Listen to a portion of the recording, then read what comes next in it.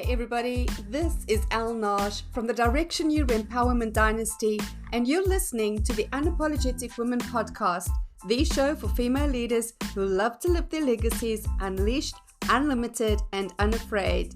If this is a community you would like to be a part of, visit directionu.co/unapologetic.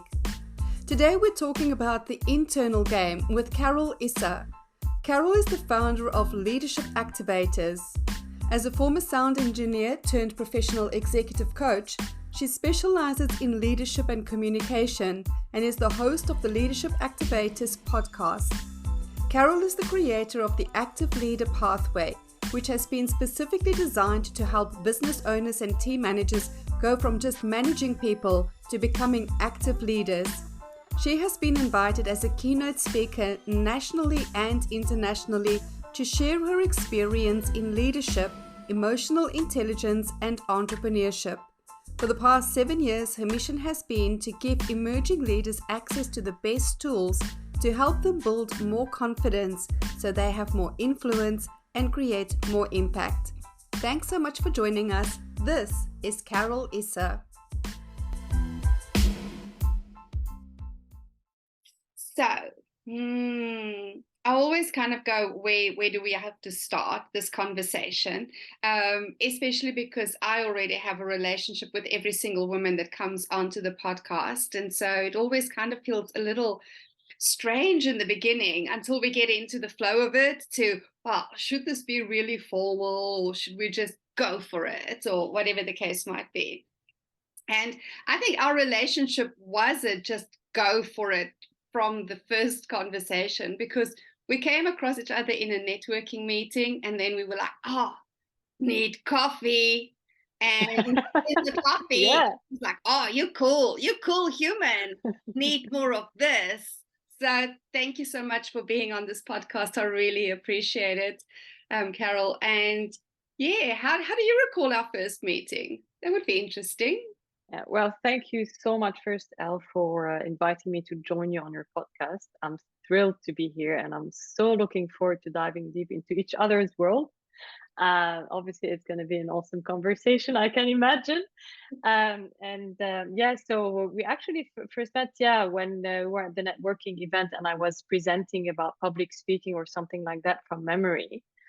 And we spotted each other, and straight away after the meeting, we set up a Zoom coffee catch up. And since then, we've been catching up almost every month or so. We've been also buddies, accountability buddies. To keep really inspiring each other and motivating each other to move forward. And I remember the first time we had a chat, I recall this spark in you, like you had this beautiful energy to you that was shining through. I can only imagine what it feels to be around you face to face, because we've always been catching up on Zoom.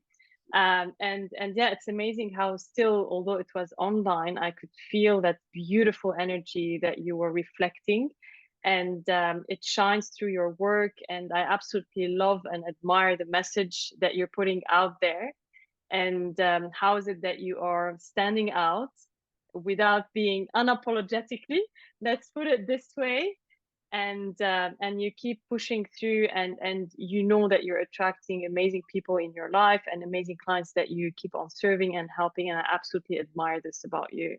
Oh, thank you. And for me, business was always supposed to be fun, and it's about playing with my friends. I don't see it as separate from that. And I think that has been the game changer for me, and why I am so blessed in the work that I do today, and the people that I do work with. They're all friends. And I find it interesting. Maybe I'm just getting too old for all the crap, but I find it interesting how people still feel that they have to be one person in their private lives, and then one person in their business lives, and then one person with their families. And I played the game for a while in my 20s and even in my 30s, and it was exhausting. And now what you see is what you get, baby. Sometimes it wears a bikini and sometimes it wears a dress, but it's still the same Elle. So that's amazing. So let's go straight into the unapologetic conversation, Carole. And what does it mean for you when you hear the term unapologetic woman? What does it mean for you to be an unapologetic woman? Wow, that's a big one. Can I reflect and get back to you in a year?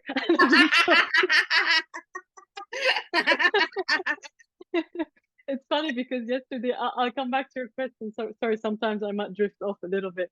I was sharing with my husband yesterday. I was saying to him, it's funny how sometimes we find answers while we are still. Like when we are on emotion all the time, and like, why is it that I'm not able to drive the results that I'm after?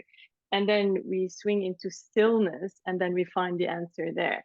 And sometimes, how is it that we need to get out of hermit mode and swing into motion so that we can start finding answers in motion, and this beautiful balance that we keep having, like to have this relationship with, to learn how to do it wisely. So to me, to find an answer to this question, I think the first thing that pops into my mind as you're sharing this is a book that I read a long time ago, which I absolutely love. So sorry for the author, I'm so bad with names. The book is called Love Yourself Like Your Life Depends on It. And I believe that this is what straight away came up to me when you said, what does it mean for you or to you to be unapologetically you? And I think this is exactly what it means to me. And on the surface, it sounds like such a simple thing. Love yourself as though your life depends on it. And when we allow ourselves to drop into the layers of it, the thing is, your life does depend on it, because your life experience, there's a direct correlation between how you're experiencing life and how much you actually love yourself. And when I say love yourself, I'm not talking about surface level love for yourself, which I think a lot of people are at, but there's very few people that I meet that truly have taken the time to connect to, well, what is love even? Not romantic love, not conditional love.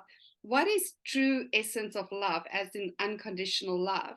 And do I have that for myself? Because everything else is a shade of it. Like there's 50 shades of love that people are clinging to, but very few people have taken the time to love themselves unconditionally. And so they're creating this life experience from that. What was your biggest takeaway from that book? Oh, wow. The biggest takeaway is that it's an ongoing journey.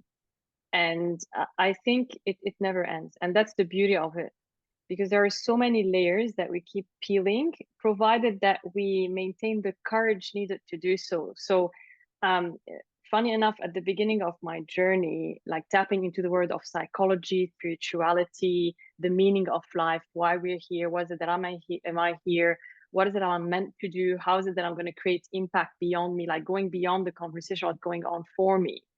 Um, I thought that it was a start and end thing, just like everything that I had a relationship with in my life, which was, oh, I get my BA in arts and then it ends and I'm done. And then, oh, I get my master's degree and I'm done and I'm certified by some external people who decide that I'm good enough to get it, whatever that means. And now I laugh about it. But that's for another podcast, maybe. It was very much of a start and end relationship with everything that I was encountering in life. And this is what I felt with my personal development journey.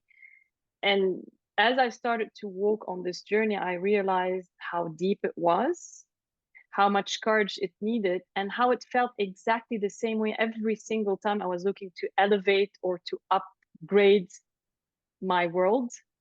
Same fear, same anxiety, it's so interesting how, and then I realized that it was all about going through that spiral where we go through these different dimensions and levels, and every time there is something new that we're stretching ourselves into, and I'm going to talk about myself, that I stretch myself into, I experience again the same elevation, going through the same stages. And I believe the whole game is to recognize those moments, to embracing them, to keep that muscle going of generating the courage, to build the confidence and the bravery that we need to step into the unknown, dig in there, however painful, pleasurable, because funny enough, a lot of people say we move away from pain to go towards pleasure. Even pleasure, sometimes we feel like, oh, that's too much for me, right? And so we move away from pleasure and retreat back in pain, and it's this amazing dance that happens. So it's all about generating this courage to step into this new dimension and keep elevating ourselves, no matter how uncomfortable it might feel. So this is what I have learned from this book, or what this book really opened up for me as I was diving deep into its message.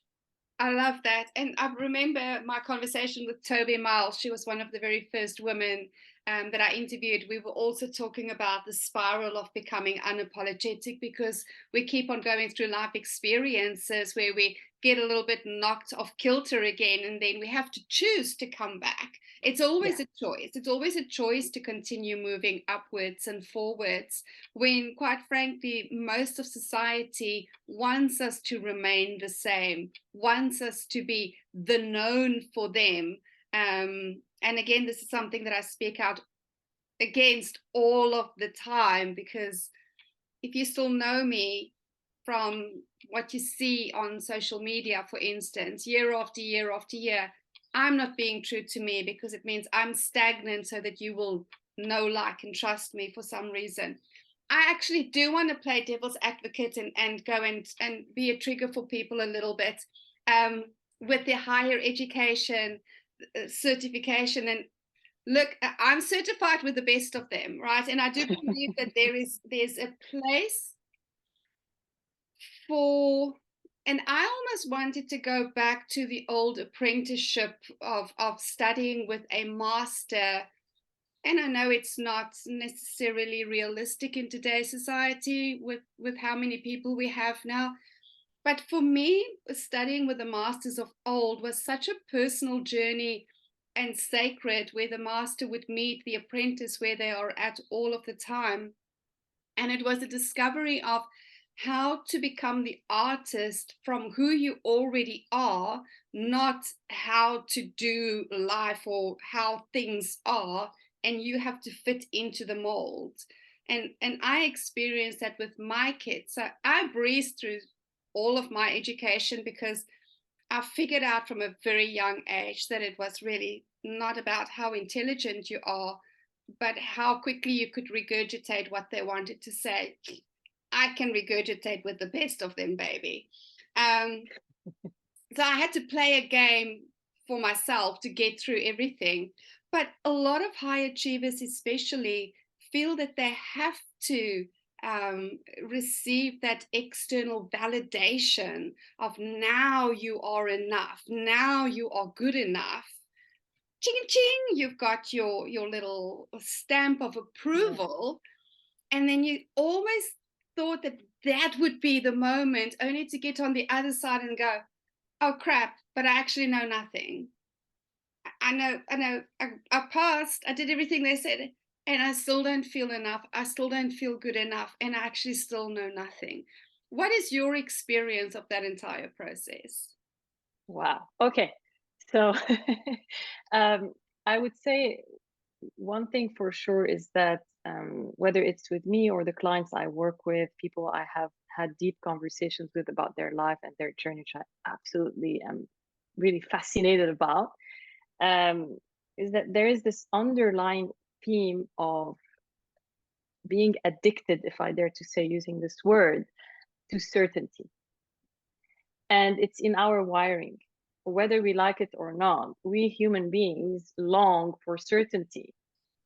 So whenever something new comes up, we try to find, like, what is it that we know? What is it that we are attached to? Because there's always this wanting to go back to certainty. And we need a reference point. Now, there is nothing wrong with this, obviously. Like you shared, beautifully said, is that it's great to start from a starting point where someone has been walking their talk, where someone has been doing the hard yards, mastering a certain skill set, because there's a wisdom that we can tap into, that we can borrow from, that we can learn from, that we can take and elevate, change, alter, because nothing stays still. Just like nature, it keeps evolving all the time. The danger would be is to marry this and just treat it as truth, and just move forward with it without questioning it, without being curious about what's next, what other things we haven't considered. I mean, it's not really about wanting to be critical for the sake of being critical. It's more about elevating and improving. And maybe the best word I could find right now is create a modern version of, as opposed to just maintaining the status quo. Maintaining the status quo, again, it's an addiction to certainty. Whenever we're challenging the status quo, it's like, oh my God, we're about to walk into uncertainty and I don't like that. This is the instant reaction that we're going to get. And usually it's driven by the ego, obviously. And the beauty and the muscle that I find that most people who have found success, and whatever success means to them, again, it's their definition of success, is that they have been generating the courage again to step into the uncertainty, knowing where the starting point was and how is it that they are walking with this new set of tools, set of knowledge, wisdom into the unknown to create their own path. Yes. And becoming the leader in their own way for other people to borrow their wisdom and then to take it further. So there's this concept, like this in the Olympic Games, there's this torch that we're passing on one to the other. And it might be the same person. Then I might have a student who is elevating the conversation we had, and I take that and I take it to a whole new level with my next student, and it keeps on going. So the relationship between teacher, student, or master, student, I think it goes both ways, really. Which reminds me of a rule. I don't like the word, but this is how it's called, unfortunately. It's in the book of The Obstacle is the Way, where Ryan Holiday is sharing how, what was his name again? It will come back. It was a mixed martial arts champion who actually dethroned a 4-year worldwide champion. And it was Frank Shamrock. Mm-hmm. Came back. So all the media came up to Frank and they were like, how is it that you've done it? And he said, well, throughout all these years as I was training, I always followed the -1, 0, +1 rule. Have you come across it before? I have not. So yeah, this comes back to the master teacher, all that apprentice relationship. And he said, well, the -1 person was someone I was mentoring, I was coaching, I was training, I was teaching. So they were looking at some aspects in me that I had already achieved that they wanted to achieve for themselves. And through that, I was relearning my craft and getting better at it, because when we teach what we know, it elevates our craft. So this is the very first part. So this is the two-way traffic that I was sharing earlier. And then there's the 0 person, which is someone who's with me on the journey, let's say my accountability buddy, who is walking alongside me on this journey to nurture me, to support me, to champion me, to remind me on why is it that I started this journey in the first place when things go rough, and to help me get back on track. So someone who shares the same set of values. Mm-hmm. And then there was someone, which was the +1 person, who has achieved the results that I had achieved, or had the gift and the artistic way, because to me it's an art, really, to help me reach where I wanted to reach. And this was the +1 person who was helping me get better at what I did and really elevating my craft. So this is something that reminds me of this rule, because and obviously this master who was teaching Frank, I would imagine, was benefiting from Frank because he was teaching. And it keeps going, right? It becomes the -1, the +1, and it keeps going. So this is what I think about it. Yeah, how I think about it. I love that. For me, the true master is the eternal student. Yes. And it takes a level of humbleness to do that. And I think that if we have a look at the ancient masters, they were eternal students, and they never forgot that. And I really love that about them. What did it take for you to become an unapologetic woman? I mean, I know that we don't have time for the whole story because you have an incredible story. But if you can maybe take like 1 or 2 moments of choice, of decision, that really supported you in becoming an unapologetic woman, what would that be? I would say, if I were to summarize it in one word, again, I know I already shared this. It's like for some reason it keeps popping up. It's courage. Constantly tapping into courage. If it's one word, if the answer were to be one word. Now, if I were to elaborate a little bit and perhaps talk about a few instances and situations in my life where I had to face my demons, let's put it this way, and be like, just go for it, stop resisting it. Number one was when I decided to leave my 9 to 5 world, but in a very unconventional way. What I mean by leaving my 9 to 5 world, meaning leaving my whole 15 years of brilliant career. And on top of that, adding to this, leaving my home country, my family, my friends, the environment that was safe, that was certain, and traveling to Australia, deciding to move to Australia. So, and these were very close to each other. Like it was sort of a year gap between both, and it happened just all at once very quickly.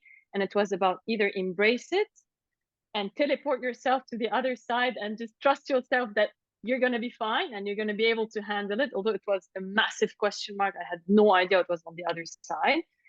Or just stay scared, stay where you are, and be comfortable.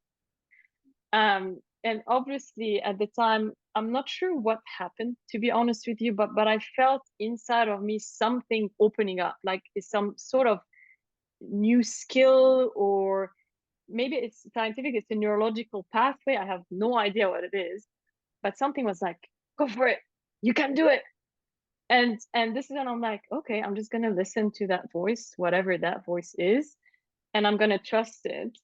And funny enough, I was planning to do like the back door, like the fallback strategy. Like, what's the worst that's gonna happen? Worst case, you go back to the same job, you come back to your home country. I was not really burning all the bridges still. I was like, there's still a way to go back just in case. And the minute I decided to resign and to leave the sound engineering world, because was initially what I used to do. And the minute I decided that I'm going to Australia and I booked my ticket, it was the exact same feeling where I felt that my life was never going to be the same. And although I was thinking about maybe, I knew that I was never going to look back. So those are really the two key moments in my life where I felt there was a massive turning point for me. I love that. I often hear the arguments for both the have a plan B, C, D, E, and F, and the whole alphabet. Right, and the burn the boats philosophy. And I have to say, nothing good ever happened from me having a backup plan. All of my greatest life experiences, elevations, growth came from the insane burn the boats, baby. Like there is no option B. I'm just gonna go for it and see what happens. And I know that a lot of people say, yeah, but it's not for everybody. And yet it's that moment of commitment that really clicks into the internal change. It's the moment of commitment that for me unlocks the creativity that's really required to be who I need to be in order to do what I say I want to do. And commitment is not 99%. Like for me, like, what is this thing that people think that they can be like half in and half out and then say their commitment? You're either committed or you're not. You're either pregnant or you're not. There's no 1% on the fence, which is always very interesting for me. And we're seeing this a lot, especially in the entrepreneurial space, where people are encouraged to not be fully committed, to kind of like always have the backup plans, and then seeing how long it takes for them to even start creating their dream lives, because they have so much on the go, because they're nurturing plan B and C and D and trying to keep everything alive. I find that fascinating. The energy is scattered. But having said that, I love what you shared, which brought up a few things in my mind, a few things came to mind. One of them is divine masculine and the divine feminine energy, because you touched on something that is super important about tapping into the creativity. Like, okay, now out of nothing, out of uncertainty, at the end, uncertainty is nothing. I don't know what I'm stepping into. I'm going to create, to design my life, or whatever the next thing that I'm going to step into. So it's the birth. So it's actually the divine feminine in action, tapping into this feminine energy that has been very much discouraged. I would say my generation, the feminine energy or the divine feminine energy has been very much suppressed and discouraged. Now, having said that, it's not just about embracing the divine feminine. It's also about knowing where to bring the divine masculine. And it goes both ways, by the way. And I know you know that we had so many conversations around this already. Whether it's a woman or a man, whatever it is, doesn't matter what gender we're talking about here. We have both aspects in us. And yes, some aspect is more prominent than another in the way we manage life, challenges, and all of that. Again, the beauty is to learn when is the time to step into or bring our divine feminine out, and when is the time to bring our divine masculine out into the game. So the feminine would create, would design. If you were to give it a technical term, that would be the inductive thinking, the brainstorming, the let's embrace all ideas, not shoot them down the minute they are born. And then once this happens and we create this beautiful chaos, now the divine masculine steps in to create the structure, the plan, the how is it that we're going to get from A to B, and making sure that we're driving the results and we are staying focused. So the feminine is going to help us learn along the way, embracing the journey. And the masculine is going to keep track of, let's stay focused. This is what we're aiming towards. And I think this has been a massive lesson for me, because I was way more into embracing either the divine masculine or the unresourceful masculine. You have and you should and you must, and you shouldn't do this and you should do that, and this is good and this is bad, and that sort of dichotomic thinking. Way more than I was embracing my feminine energy or my divine feminine. So I believe this, what you just shared, brought this up in my mind, and I wanted to share this with you. And I believe that, and it's part of what I'm doing in the Unapologetic Initiative space, is the divine feminine energies that need to be brought into business now is the loving the chaos, is the nurturance, is the playfulness. It's all the beautiful of the feminine that business is craving and is lacking in a huge way across the board, because we've been so focused on the divine masculine structure, goals, action, but to the point of being exhausted. And the price that's being paid is just not worth it, because the masculine could only take, we had the inception of business, which is the feminine, which the masculine took and created all this structure about, but it's become too rigid. It's time for the feminine chaos to come in, to start creating something new and to start bringing the next layer. And again, we are talking about that whole spiral elevation upwards. It's a spiral upwards that needs to start happening in business today. And I don't think everybody needs to be an entrepreneur for this to happen, because I think this needs to happen in corporate as well. And so for anybody who is listening, who's in corporate, you have as an important role to play in this evolution of business as any entrepreneur does. I don't believe that everybody should jump ship and be entrepreneurs, because the current structure of corporate isn't working, because all they're doing is creating chaos and fear in the entrepreneurial structure anyways, which is a little bit not working for anybody. Yeah, absolutely. And just a quick note on what you just shared here, which brings me back to what you said earlier about burning the boats or not, and having a plan A and all of that. There is something that I also come across when I'm working with people who are looking out to break from the 9-to-5 into the entrepreneurial journey. The minute I find that they are creating out of fear, it doesn't work. So sometimes the plan B or whatever that is to help them starting to learn how to let go of I would say the ramp. Like, when you're learning how to swim, you're very close to the ramp. And then as you start to generate more and more courage, you're happy to swim in the middle of the pool without really having to hang on to the ramp. So it's sort of an imagined ramp for them to start quitting fear and letting go of fear so that they can start to create from a space of, oh, I'm still safe. So creating from a space of safety, let's say abundance, possibility, opportunity. Because if we remove the ramp from the beginning for some people, it automatically generates anxiety and stress, and they just can't create from a space of opportunity, possibility, and abundance. Fear is gonna kick in, and we're not in the right space. So this is something that I use as well as a transition to help them slowly learn how to embrace uncertainty fully, which is an absolute must when you're running your own business.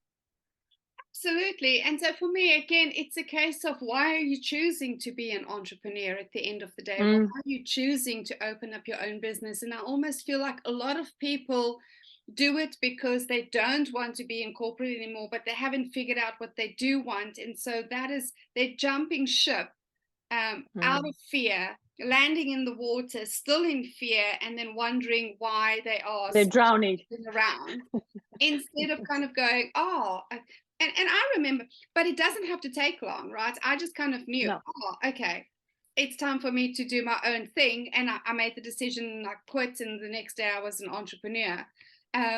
Because I knew that's where I was meant to be playing at. I was feeling constricted within the confines of a corporate position. I outgrew corporate too quickly. Every time I would get a new position, it would be like, oh, it was really stimulating for a few months, and it would be like, oh, okay, I can do this with my eyes closed. It couldn't keep up with me, which is why I knew I needed to be an entrepreneur. And that's not for everybody. And it's interesting that we use the word entrepreneur all the time, and yet very few people even take the time to figure out, do I just want to be self-employed? Do I actually want to build a business? Do I want to be an entrepreneur, or do I just want to work for myself? Very different mindsets required, very different personalities in that. And right now, everybody is just being thrown in the same pool. And for the most part, what I'm seeing, giving the same strategies and same approaches, not taking into consideration, we're all different. And we get to decide for ourselves, one is not better than the other. Entrepreneurs inherently love risk because we're creative, we're originators, we have to continue, and that's always in uncertainty. Being self-employed, you don't need to enjoy risk. You can actually go and do something that's just creating that income for you, and the structure of your time and stuff. So that's probably a conversation that we need to be having at some stage as well. Yeah. As always, I'm looking at the time and going, how do people get hold of you? How do you get hold of me? Okay, so there's my website, the easiest way. First name, last name, caroleissa.com, or the business name, leadershipactivators.com.au. And I also love to connect with people on LinkedIn. So you can find me on LinkedIn under my first name, last name, Carole Issa.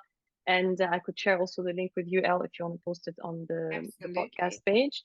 So yeah, just make sure to reach out and let me know where we have met. And I would love to connect with you. And I highly recommend connecting with Carole, because what you see is what you get as well. I think that's one of the things that I always loved about you, is from the moment that we had our first conversation, it was just real. There was no fiffy faffies about, and there was nothing off the table. That, we were just two women coming together and getting very real with each other. And it was just an amazing heart connection. I enjoy ending the show with the question, what do you take an unapologetic stand for in the world? Wow. I would say being me, embracing fully me. The reason is because when I start to do this, I'm actually creating the space for others to do the same instantly. So it's a form of leadership to me, because a lot of people are shying away from fully embracing themselves and for being themselves. not in a way that is at the detriment of others. This is not what I'm talking about. It's about embracing the whole of you. And interestingly, I was having a conversation earlier last week about introversion and working with introverts and all of that. And I was saying one of the key messages that I keep sharing with my clients and I work towards all the time is loving where you're at and loving who you are being. Yes. And this is what I would stand for. Yeah. All the time. Yes, because we are constantly changing and evolving. But if you can't love where you're at and who you are, then you're fighting yourself. And there's nothing more exhausting than breaking yourself down and then thinking you have to rebuild yourself up when you could just come from a space of where you're at and what is next for you. Exactly. And this is what I mean by leadership activation, which is why the name of my business is Leadership Activators. Yeah. Yeah, absolutely. And I agree with you. When we give ourselves permission to be who we really are, we give everybody permission to do that as well. And it is then about that appreciation of diversity and the fact that we are all so different.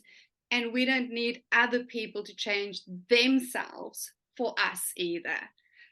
That is a theme that's been coming strongly through this podcast, is that being unapologetic doesn't mean that you get to be unapologetic and everybody must just accept you, but you can't be accepting of them. It's a two-way street. And it's a very respectful place to come from.